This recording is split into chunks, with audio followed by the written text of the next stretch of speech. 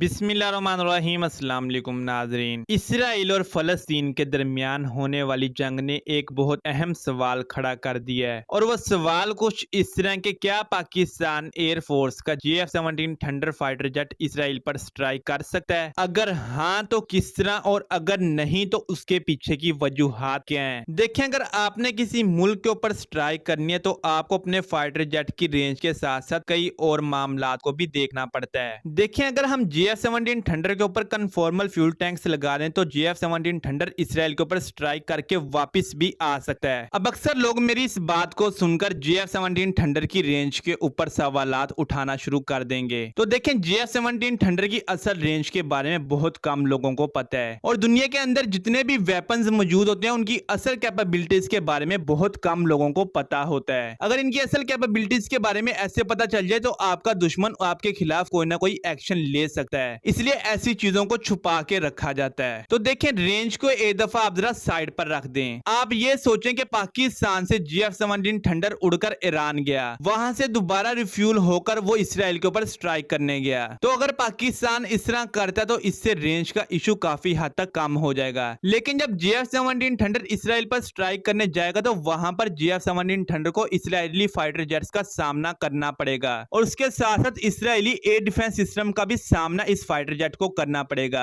बल्कि JF-17 thunder तो क्या, कोई भी फाइटर जेट अगर इसराइल पर स्ट्राइक करने जाता तो उसको इन तमाम चीजों का सामना करना पड़ेगा। और जब ऐसी सिचुएशन का किसी फाइटर जेट को सामना करना पड़ता है या डॉग फाइट का सामना करना पड़ता है तो उसके अंदर काफी ज्यादा मामलात खराब हो जाते हैं, क्योंकि यहाँ से हम ज्यादा से ज्यादा 5 से 6 JF-17 थंडर भेज सकते हैं। या चले आप ये मान ले कि हम एक पूरा स्क्वाड्रन अपने फाइटर जेट्स का वहां पर भेज देते हैं, तो वहां पर जाकर इस स्क्वाड्रन का सामना इसराइल की पूरी एयर फोर्स के साथ होगा और यहां पर आकर मामलात खराब हो जाएंगे। और उसके अलावा क्योंकि इसराइल के पास 5th जनरेशन फाइटर जेट्स भी मौजूद हैं और JF-17 थंडर या J-10C एक 4.5 जनरेशन का फाइटर जेट है, तो इन दोनों का आपस में मुकाबला नहीं हो सकता। अब हम भारतीयों की तरह ये तो कहने से रहे कि ये तेजस F-22 रैप्टर और F-35 से भी ज्यादा बेहतर है। जो हकीकत है वो है, जो हकीकत है वो कुछ इस तरह के, इसराइली एयर फोर्स के पास हमारी एयर फोर्स से ज्यादा जदीद फाइटर जेट्स मौजूद हैं। हम उनका मुकाबला कर सकते हैं, लेकिन तब जब हमें इसराइल के नजदीक कोई मुल्क अपने एयर बेसिस फराहम करे। अगर हमें पाकिस्तान, ईरान या इराक से उड़ के जाके इसराइल पर स्ट्राइक करनी पड़ेगी तो वहां पर मामलात बहुत ज्यादा खराब हो जाएंगे और कोई भी एयर फोर्स ऐसा रिस्क नहीं लेती। हाँ, JF-17 थंडर या J-10C एक तरीके के साथ इसराइल पर स्ट्राइक कर सकता है। वो तरीका कुछ इस तरह के, JF-17 थंडर या कोई भी और फाइटर जेट एक सेफ एरिया के अंदर रहते हुए रात क्रूज मिसाइल को इसराइल पर फायर कर दे और खुद इसराइली रेंज से बाहर निकल आए, तब इसराइल पर स्ट्राइक हो सकती है। लेकिन उसके भी कामयाब होने के चांसेस 90% हैं। वो किस तरह, उसके बारे में भी मैं आपको बता देता हूँ। रात क्रूज मिसाइल एक स्टेल्थ मिसाइल है, इसको डिटेक्ट करना काफी ज्यादा मुश्किल है, लेकिन इसको डिटेक्ट किया जा सकता है और इसराइल ने अपने आसपास काफी ज्यादा डिफेंस शील्ड्स को इंस्टॉल कर रखा है। अगर रात क्रूज मिसाइल लो एल्टीट्यूड के ऊपर फ्लाई करता हुआ इसराइल के अंदर पेनिट्रेट करता है फिर तो काफी ज्यादा चांस है कि ये स्ट्राइक कामयाब हो जाएगी। लेकिन अगर रात क्रूज मिसाइल हाई एल्टीट्यूड के ऊपर जाता है तो इसराइल इसको शूट डाउन कर देगा। और ये एक हकीकत है। मैं बिला वजह भारतीयों की तरह अपने मिसाइलों की तारीफ तो करने से रहा कि जी ब्रह्मोस ये कर सकता है, वो कर सकता है और फला फला कर सकता है। हर चीज की लिमिट्स होती हैं। हाँ, अलबत्ता अगर पाकिस्तान 10 से 11 रात क्रूज मिसाइल इसराइल पर दागता है और वो अपने टारगेट्स को हिट कर जाते हैं तो इससे इसराइल की जई तई फिर जाएगी, क्योंकि इसके अंदर जो वारहेड इस्तेमाल किया गया उसका वजन 450 किलोग्राम है और इसका धमाका 12 किलो न्यूटन TNT के ब्लास्ट के बराबर है। और ये धमाका इतना बड़ा धमाका है कि अगर 3 रात क्रूज मिसाइल लाहौर पर आकर लगे तो पूरे लाहौर की जई तई फिर जाएगी। या हम 5 रात क्रूज मिसाइल कराची के ऊपर फायर करें तो कराची का भी सत्यानाश हो जाएगा। और इसराइल का एरिया कितना है ये आप तमाम लोग अच्छी तरह जानते हैं। हमारे छोटे शहरों का रकबा भी इसराइल के रकबे से ज्यादा है। खैर, जो पाकिस्तान के पास स्ट्राइक का ऑप्शन है वो मैंने आपके साथ शेयर कर दिया है। अगर आपका इससे मुताल्लिक कोई सवाल बाकी है तो आप कमेंट बॉक्स के अंदर मुझसे वो पूछ सकते हैं। खैर, ये थी आज की वीडियो। मिलते हैं अगली वीडियो में, तब तक के लिए अल्लाह हाफिज।